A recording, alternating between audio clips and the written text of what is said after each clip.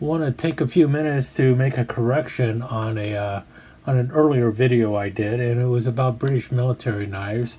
In particular, we have the 6353/1905 pattern knife used by the British Army, and it's a three-piece clasp knife. This one started off in World War I and continued to be used all the way up through World War II, and it features that tin cutter type blade. And depending on which version you got, it could either have a spear point blade like this one, which was one of the earlier ones, or it could have had a sheepfoot blade. This one came out, I believe, right at the end of World War I, the particular one I have in my hand. And it was not made in England. It was actually made by Camillus in New York, and was made for the war in Europe. But it was made for British forces, or possibly Canadian forces, by Camillus though. And then around, as you can tell, it's a big knife. It's about 5 inches long, so it's a pocket full. And so the British Army wanted something smaller, and that came about in the version of the pattern 317 knife, which came out, depending on the sources you look at, sometime between 1933 and 1939, so just before World War II started. Features a screwdriver tip here, and then it has a newer version can opener.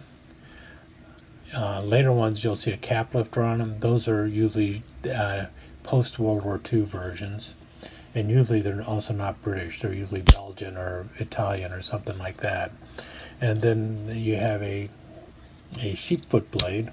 These almost always have a sheepfoot blade. I've never seen one with any blade other than a sheepfoot blade unless it was modified.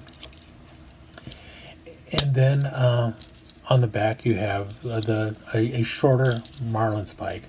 Very tight knives, but very strong. These are just clasp knives. They're slip joints. Nothing locks on them. Nothing at all locks on them. This one here is made by WSMB, and you can see there the little arrow and the 1945. So came out in 1945, so right at the end of World War II. And it was used for the British Army during World War II. Now, in earlier videos I talked about these knives, and I said that they were used by British military forces, and I included the Navy in that. I thought these were used by the Royal Navy right alongside of the British Army, and most people assume that because they both feature marlin spikes. And you know, this is something you expect to see on Navy knives.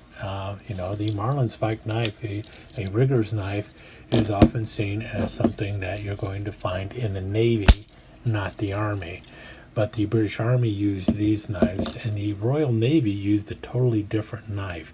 And I did not know that when I did the earlier video. In fact, it wasn't until Eric from Slick Slicers saw my video, and he sent me a message in the video saying that I was wrong, and he's, you know, he's polite about it, and he corrected me about it, and he said that they actually use a different pattern knife that lacked the can opener, so it's still about the same size, as you can tell, about 5 inches long, a little shorter. This one's about maybe 4 3/4 inches. Well, 5 inches long if you include this in-mounted screwdriver, or in-mounted flathead screwdriver. Very substantial bell going on, and these have metal handles also. It's cut and grooved and everything, and they came with a sheepfoot blade. This one's worn out a bit, but it came with a sheepfoot blade.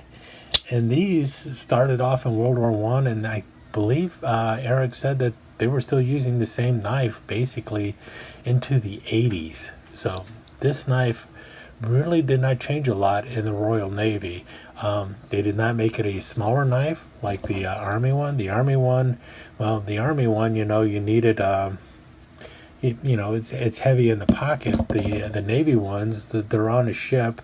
They're not going through the field and everything else, so the weight of the knife wasn't as big of a deal, but they needed something substantial because while you're working on a ship, there's a lot more things that you need to cut and everything, and you needed a more sturdy, hardier knife for cutting.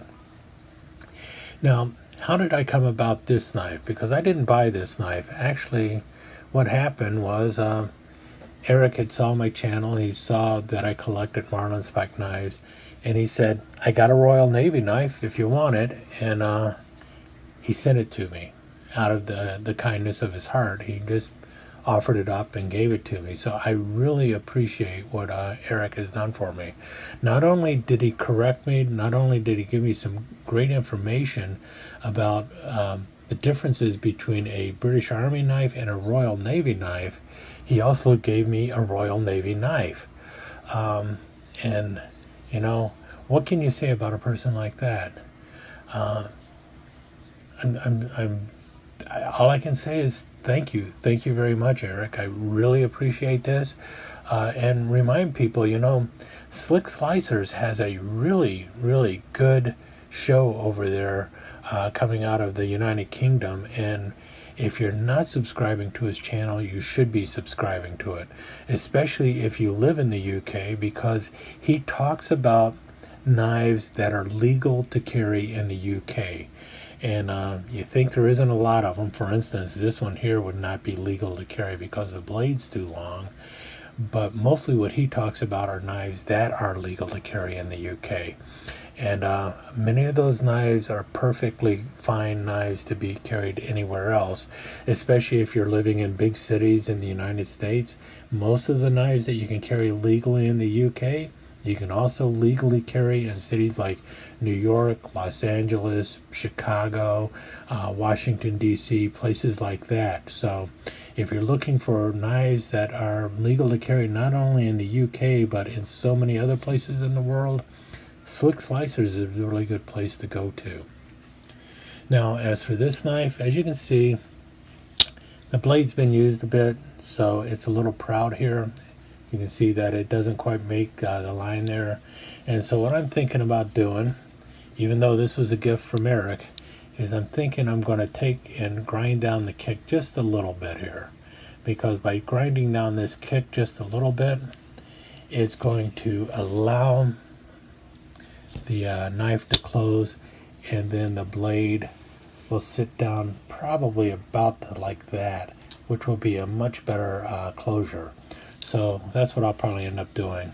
Otherwise, you know, yeah, the blade has been used a bit, but it's still a terrific knife, and action is very tight on it.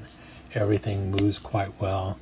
The marlinspike is super tight when it's open. It does wobble a bit when it's closed. This is not something uncommon in these kind of marlinspike knives. I've seen that a lot. And the blade action is pretty tight, so once I grind that down a little bit, clean it up a bit, it's going to be a terrific knife to add to my collection.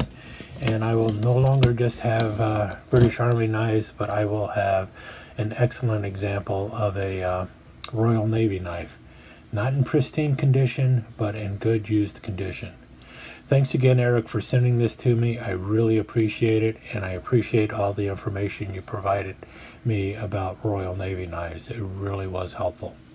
Thank you so much for joining us. I hope you enjoyed this episode of Knife Chats, and if you did, please like and share it with your friends. Comments are always welcome. Don't forget to subscribe and ring that notification bell so you'll know when the next episode of Knife Chats is up online. Thanks again. Hope to see you soon.